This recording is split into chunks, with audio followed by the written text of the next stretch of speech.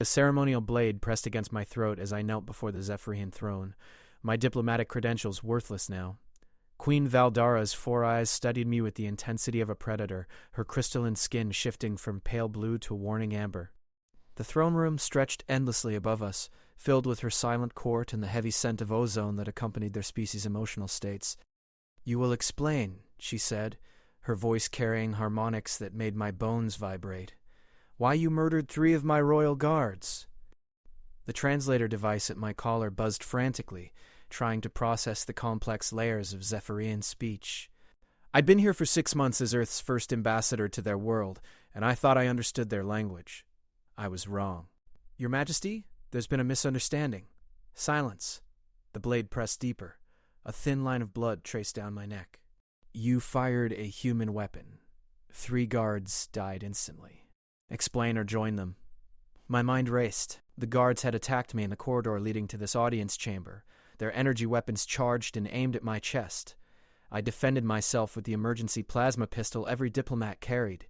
But something was wrong with their accusation? "I killed them in self-defense," I said carefully. "They tried to assassinate me."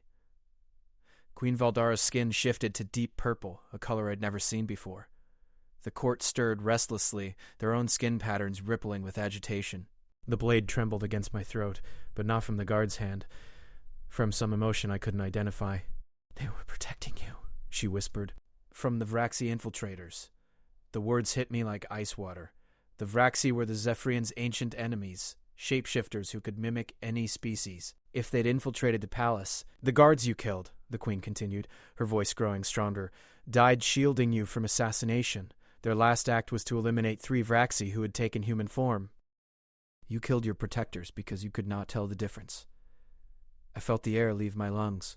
The figures I'd shot hadn't been attacking me. They'd been firing past me. I remembered now, the sound of bodies hitting the floor behind me, the strange blue blood that wasn't Zephyrian at all.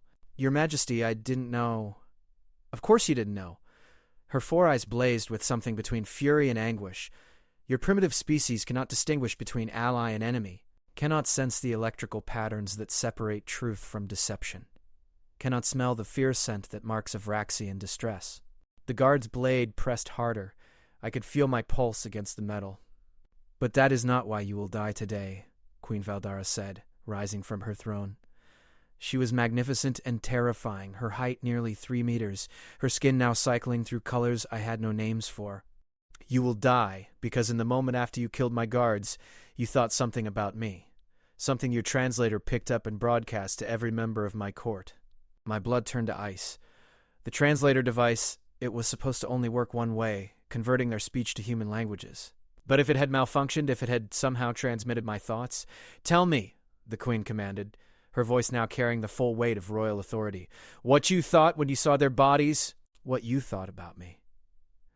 I remembered that moment with perfect clarity, standing over 3 corpses, realizing what I'd done, looking up to see the queen herself striding toward me with her full retinue. And I'd thought, "I can't," I whispered. "You will." The memory burned in my mind. I'd seen her approaching in all her alien majesty, surrounded by beings whose loyalty was absolute, whose culture was built on honor and sacrifice, and I'd thought about how beautiful she looked in her rage, how her grief for her fallen guards made her seem almost human despite the vast differences between our species. But that wasn't the thought that had been broadcast. "I thought," I said, my voice barely audible, "that you looked like someone who truly cared about her people.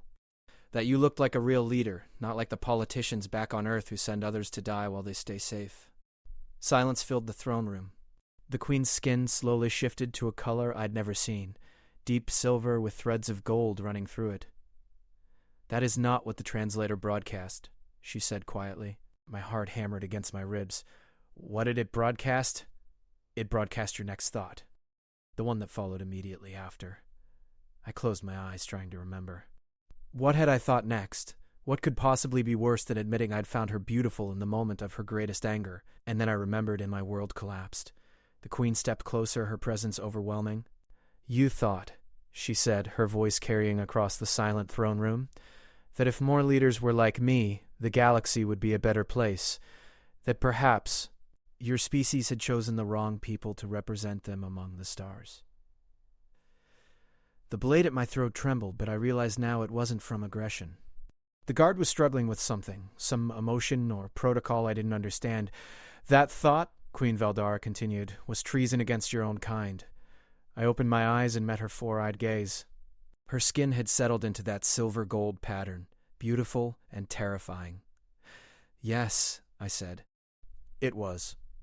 The silence stretched between us like a bridge across species, across worlds, across the vast gulf of misunderstanding that had brought me to this moment with a blade at my throat and 3 dead heroes at my feet. Queen Valdara raised one clawed hand, and the guard slowly lowered his weapon. "Rise, Ambassador of Earth," she said. "We have much to discuss." But as I stood, I saw something in her eyes that made my blood run cold. This wasn't forgiveness. This was something far more dangerous.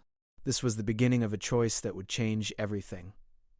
The Queen's private chamber was smaller than I'd expected, filled with holographic star maps and the soft blue glow of Zephyrian technology. She dismissed her guards with a gesture, leaving us alone for the first time since my arrival on their world.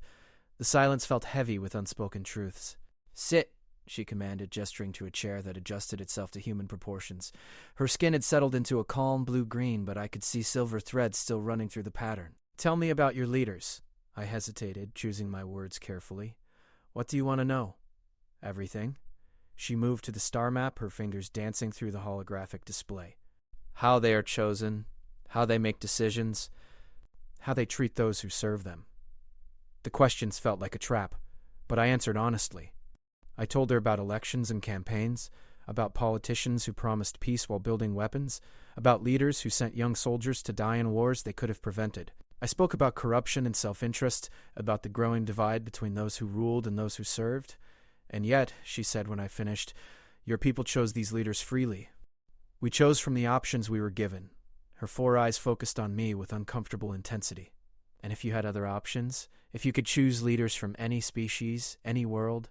The question hung in the air like smoke. I understood now why she'd kept me alive, why this conversation was happening in private. This wasn't about my accidental thoughts or the dead guards. This was recruitment. "Your Majesty, I'm not sure what you're suggesting." "I am suggesting," she interrupted, moving closer, "that perhaps the galaxy needs leaders who understand sacrifice, who put their people before themselves, who do not send others to die while they hide in safety." "You're talking about replacing human leadership." "I am talking about offering humanity better options." Her skin shifted to deep amber, the color of authority and decision. "The Zephyrian Empire spans 47 star systems. We have maintained peace for 3 centuries through strength and honor. We do not wage wars for resources or territory. We protect those who cannot protect themselves." I felt the ground shifting beneath me, the careful diplomatic balance I'd maintained for months suddenly meaningless. "And you want humans to join this empire?" "I want humans to choose their future wisely." She touched the star map, and Sol appeared, a tiny yellow dot surrounded by the vast network of Zephyrian territory. Earth is strategically positioned between 3 hostile powers. The Varaxi infiltrators you encountered today were scouts for a larger force. The Korvac hegemony builds weapons that could sterilize your world from orbit. The Dimensional Syndicate views your species as a convenient source of experimental subjects. The blood drained from my face. "We weren't told about these threats, because your leaders believe ignorance maintains order. They think they can negotiate with forces that view weakness as invitation." Her voice carried harmonics of frustration and anger. "They are preparing to surrender your independence to whoever offers the best terms. That's not—" I stopped. I thought about the classified briefings I'd been excluded from, the hushed conversations between senior diplomats, the way certain questions about alien contact were deflected or ignored. "Your thoughts betray you again," the Queen said gently. "You know I speak truth." I did know. The pieces I'd been ignoring suddenly fit together. The urgency of establishing diplomatic contact with the Zephyrians, the emphasis on economic agreements rather than military cooperation, the way my requests for information about other alien species had been denied. "What are you proposing?" I asked. "Humanity needs champions. Leaders who understand that strength comes from unity, not division, who can guide your species through the trials ahead." She moved to a window that showed the alien cityscape beyond, spires of crystal reaching toward a purple sky. "The Zephyrian Empire has room for such champions. You want me to defect? I want you to consider which path offers humanity the best chance for survival." She turned back to me, her skin now cycling through colors of sincerity and hope. Your current leaders will negotiate away your freedom piece by piece until nothing remains but the illusion of independence. They will trade your colony worlds for promises of protection that will never come. And your alternative? Membership in an empire built on honor. Your people would retain their culture, their worlds, their autonomy in internal matters. But they would have our protection, our technology, our guidance in dealing with forces they cannot comprehend. The offer was seductive and terrifying in equal measure. I thought about the corruption I'd seen in human government, the endless cycles of war and suffering, the leaders who enriched themselves while their people struggled. Why me? I asked. I'm just a mid-level diplomat. Because you see truth clearly. Because you understand the cost of poor leadership. Because your thoughts today proved you can put principle above loyalty. Her 4 eyes held mine steadily. That because you have something your current leaders lack. What?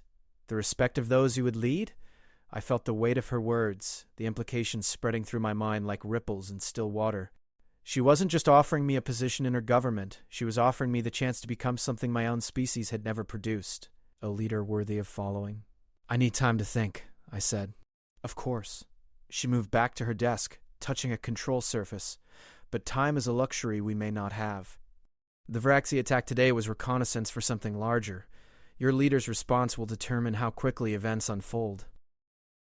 A soft chime filled the room, and she glanced at a holographic display that materialized before her.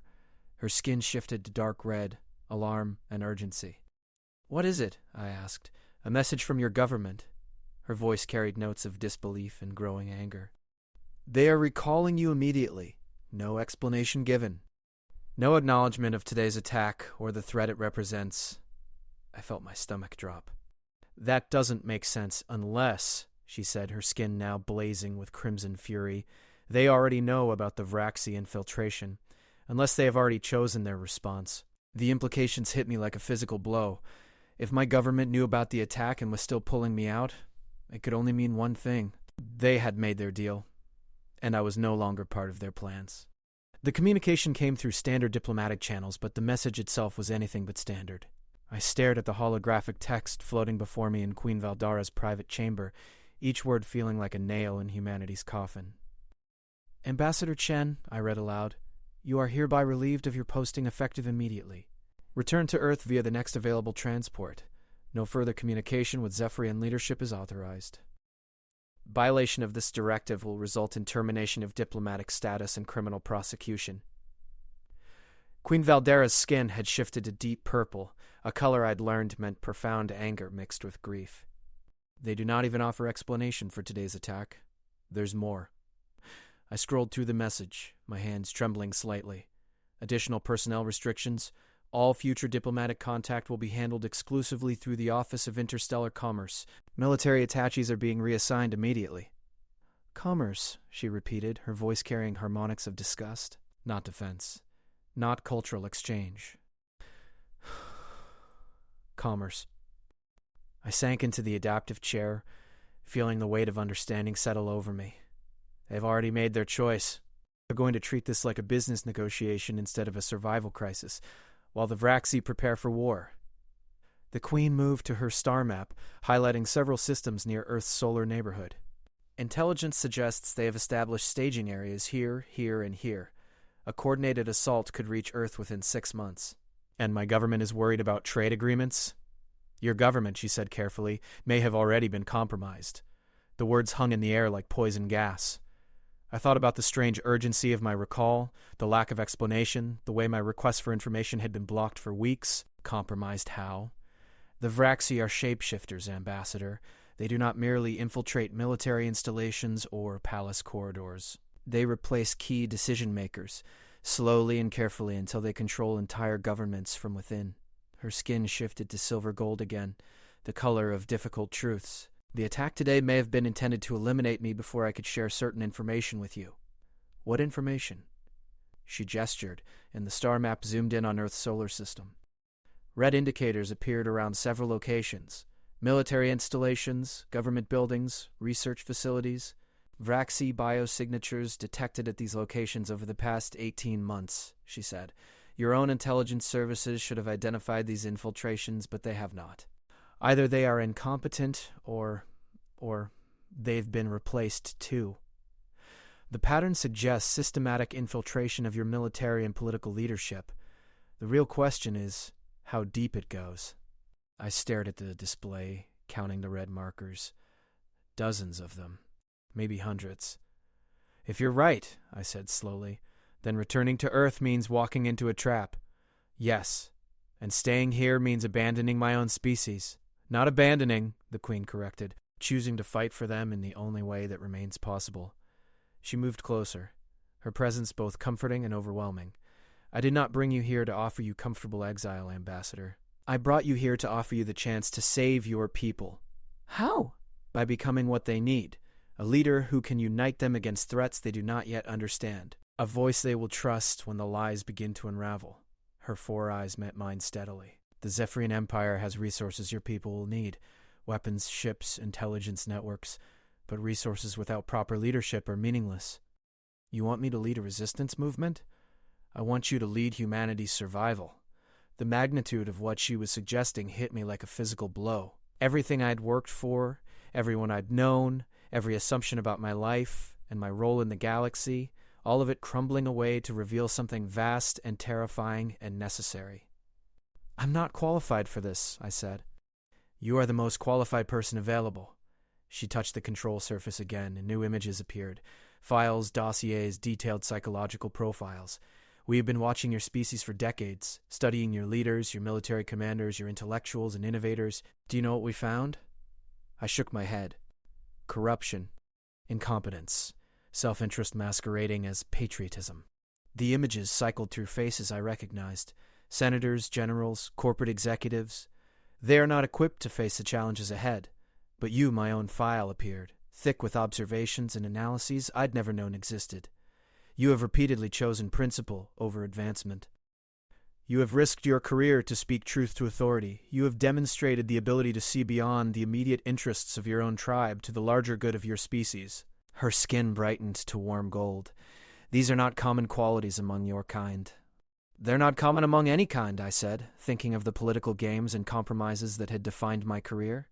Precisely why they are so valuable. She moved to another display, showing troop movements and resource allocations across Zephyrian space. The Empire is already mobilizing to assist Earth, but we cannot act openly without invitation from legitimate human authority. And if that authority has been compromised, you need humans to ask for help. We need humans who can legitimately speak for their species. She turned back to me, her skin now solid gold. You could be that voice, Ambassador. You could be the leader who guides humanity through its darkest hour and into a future worthy of your potential. I stood up, pacing to the window to stare out at the alien cityscape. The weight of the decision pressed down on me like gravity from a massive planet. Accept, and I would be branded a traitor by the very people I was trying to save. Refuse, and I would be complicit in humanity's destruction. If I do this, I said finally, what exactly am I agreeing to? Partnership, she replied immediately. The Zephyrian Empire would provide military support, technology, and resources. In exchange, humanity would become a member state with full autonomy over internal affairs but aligned foreign policy. And if the infiltration is as extensive as you believe, if the legitimate government no longer exists, her skin shifted to deep silver, the color of difficult necessities. Then we would be forced to recognize alternative leadership chosen by those humans still capable of free choice. The implication was clear. Civil war. Brother against brother, human against human, while alien forces watched and waited. How do I know you're telling the truth? I asked. How do I know this isn't some elaborate manipulation? For the first time since I'd met her, Queen Valdera smiled, an expression that managed to be both alien and utterly human in its warmth and sadness. You don't, she said simply. You can only choose based on what you've observed, what you know of your own people's character, and what you believe about the nature of leadership and sacrifice.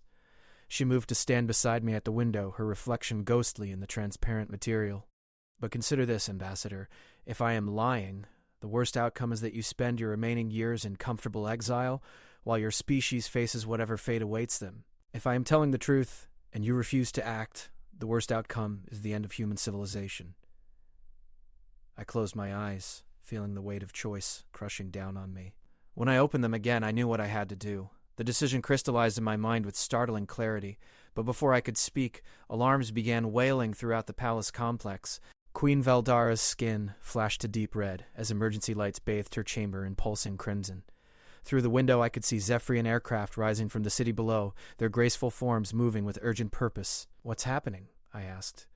"Vraxi attack ships," she replied, her voice now carrying the harmonics of command authority.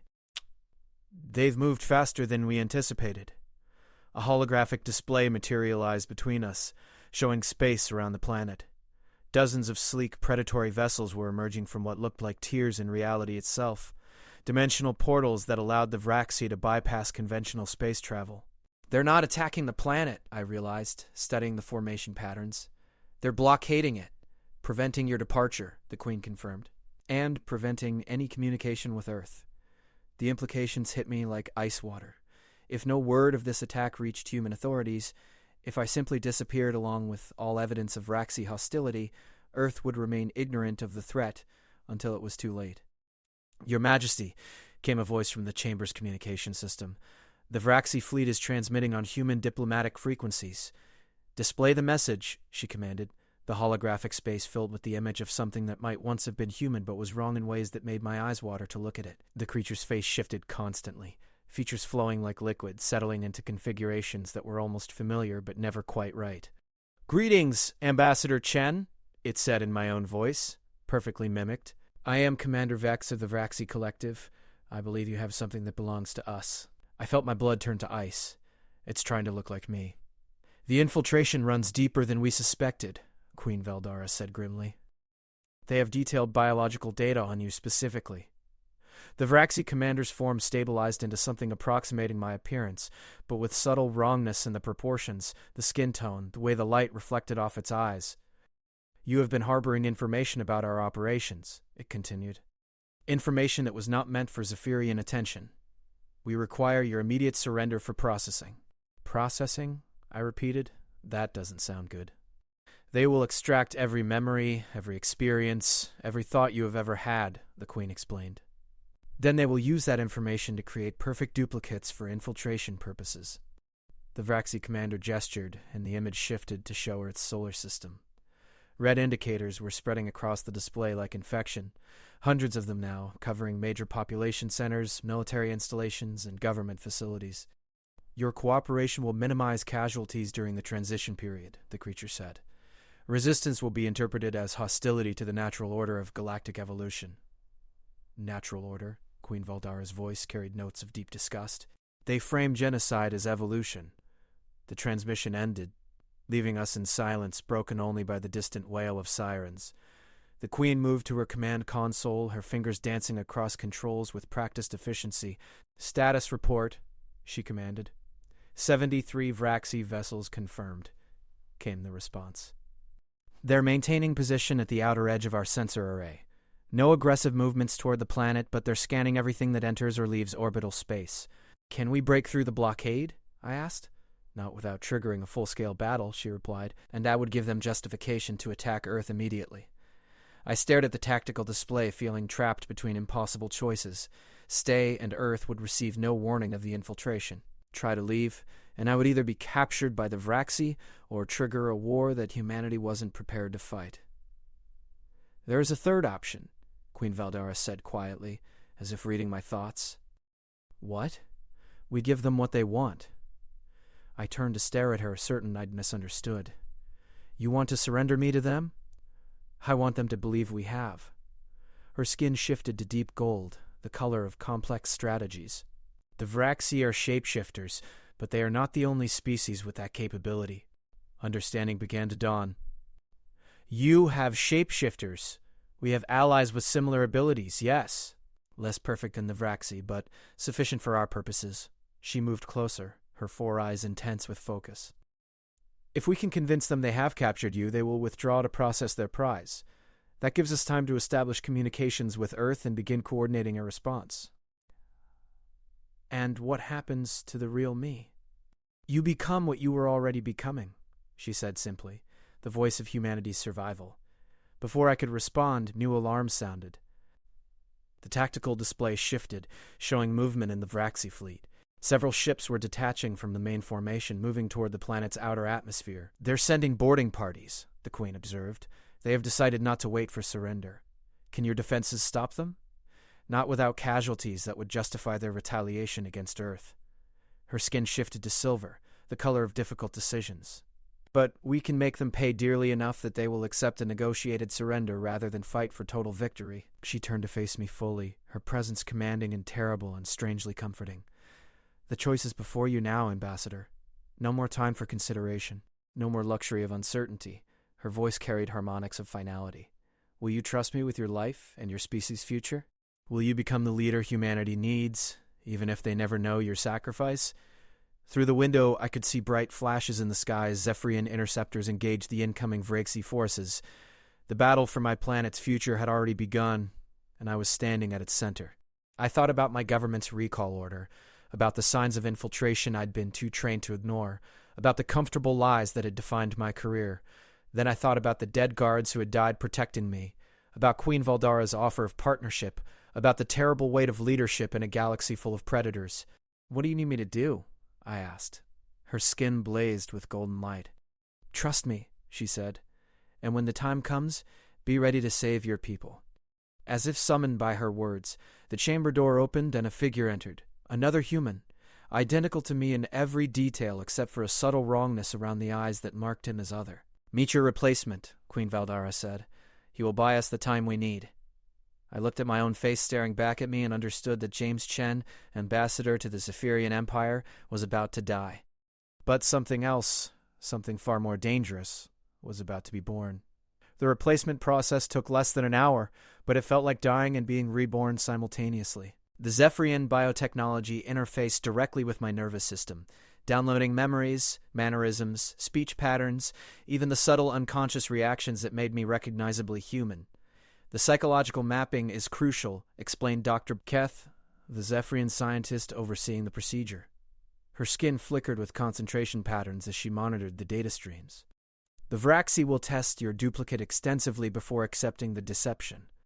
I watched from a medical chair as my doppelganger, created from modified Zephyrian tissue and programmed with my memories, underwent final calibrations.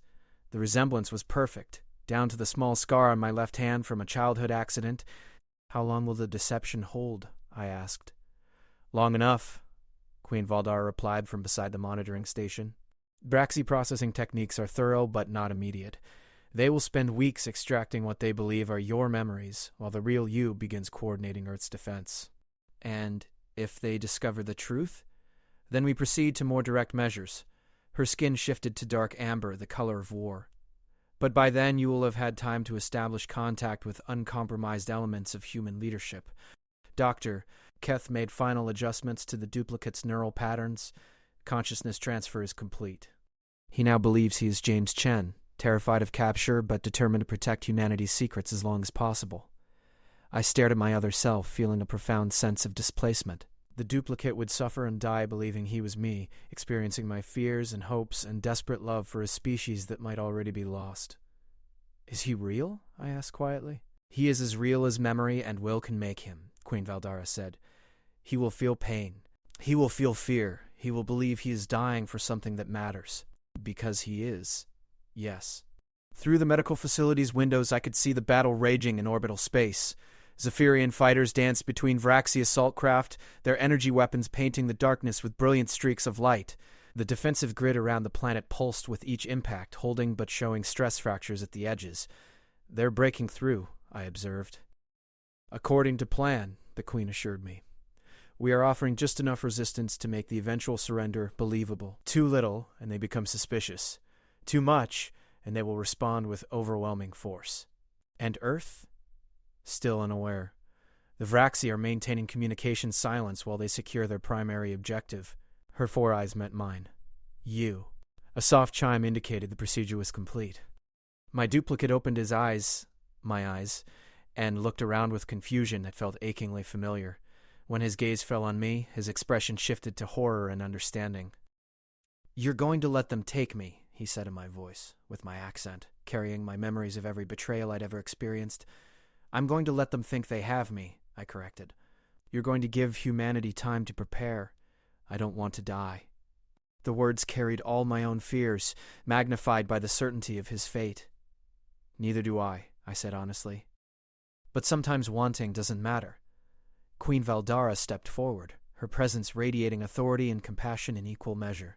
"You carry within you the memories of every human ambassador Chen ever met, every conversation about Earth's potential, every dream of peaceful coexistence between our species. That knowledge will live on even after your sacrifice." The duplicate, I found I couldn't think of him as simply a copy anymore, nodded slowly. "Will they remember me?" "When this is over, will anyone know what happened here?" "They will know that humanity survived because someone made an impossible choice," she promised.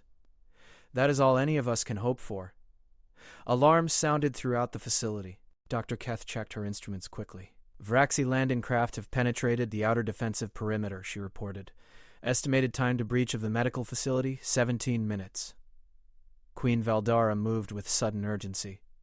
"Time to go, Ambassador. Your new life begins now." She led me through corridors filled with Zephyrian personnel preparing for evacuation or last stands. Many of them stopped to look at me. The human whose accidental thoughts had somehow triggered a chain of events leading to war. "Do they blame me?" I asked as we hurried toward what looked like a private transport bay. "They understand necessity," she replied. "Your species is not the first to face extinction at Vraxi hands. We have learned that survival sometimes requires terrible choices." The transport bay contained a single, sleek craft, its hull bearing no identifying markings. Queen Valdara led me aboard, where I found myself in a cabin equipped with communication arrays, weapon systems, and what looked like a complete intelligence analysis suite. "This ship will take you to a secure facility in the outer territories," she explained as the craft powered up. "From there, you will have access to our deepest intelligence networks and communication systems capable of reaching Earth. And then you begin the most important mission in human history." She handed me a data crystal that pulsed with internal light. "Everything we know about Vraxi infiltration techniques, their weaknesses, their strategic objectives. Use it wisely." Through the transport's viewports, I could see explosions lighting up the palace complex. Vraxi forces were advancing rapidly, their shape-shifting abilities allowing them to pass through defensive positions that would stop conventional attackers. "They'll be searching for me specifically," I said, "and they will find you."